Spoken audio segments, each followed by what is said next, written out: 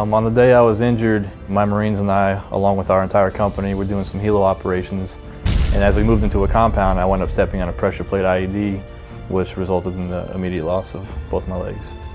I was medevac right there on the spot. It took about 20 minutes for the helicopter to get to me. The entire operation went very smoothly with my evacuation. The phone rang, and I looked down at my phone. It said Quantico, Virginia, and I just kind of knew right away that it wasn't going to be a good phone call. And I picked up the phone, and they said, "Is this Courtney Carnes?" And I said, "Yes." And they said, "Are you sitting down? I have some information about your husband I need to give you." After I got off the phone with him, I had to call Garrett's parents and tell them what had happened, and that was probably the hardest phone call I've ever had to make.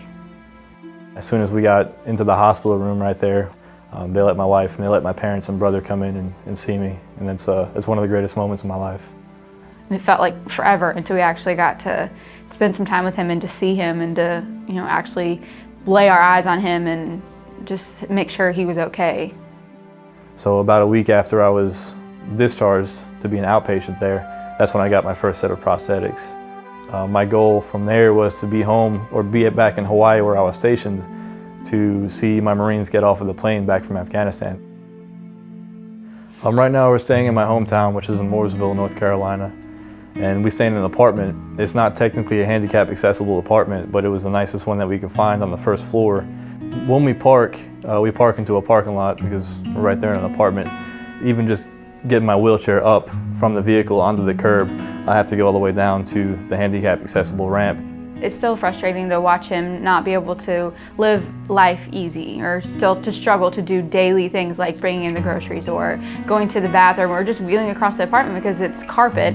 In order to get into the bathroom, I have to go straight in, do what I have to do, and then back my way out real slowly. And in the process, I'll scrape up the door, scrape up the wall, and then scrape up my hands as well. When I want to take a shower, I wheel myself into the bathroom. I have to give myself a push and then pull my hands up to make sure my hands don't get stuck between the door frame and my wheelchair. And then I have to push myself all the way up against the tub and turn around to try and get the door around my wheelchair, around the wheels, to get it to close. My biggest concern is he climbs up on the counters to get things up high, and he could fall, and if I'm not home, bust his head open, and I'll have to come home and find him laying on the floor, and that's my biggest concern. I'm really excited about getting into a house that I can maneuver around in because I can be the man of the house again. And whatever task I need to accomplish while I'm there, if my wife is gone or if she needs help with something or whatever it is, I'll be able to do it.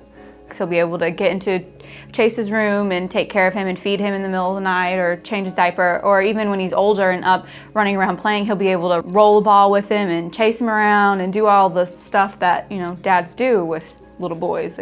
I'm really looking forward to the new kitchen with how open everything is with the floors and how everything in the kitchen is accessible to me because we're very big into food preparation right now. Being able to roll under the countertop and the sink and all that kind of stuff, it'll be nice to not have to have chicken all the way out here while I'm trying to cut it. It'll be nice to get right up on the food and be a lot safer. I like the bathroom because it's it's very peaceful in the bathroom to me. Being able to jump into the shower at the end of the day comfortably to relax or get under the sink to brush my teeth without dirtying up my new shirt that I just put on.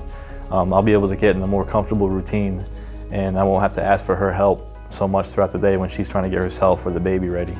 To be able to relax with my wife at the end of the day and raise Chase and raise the rest of the children that we plan on having, you can't put a price on that. You really can't.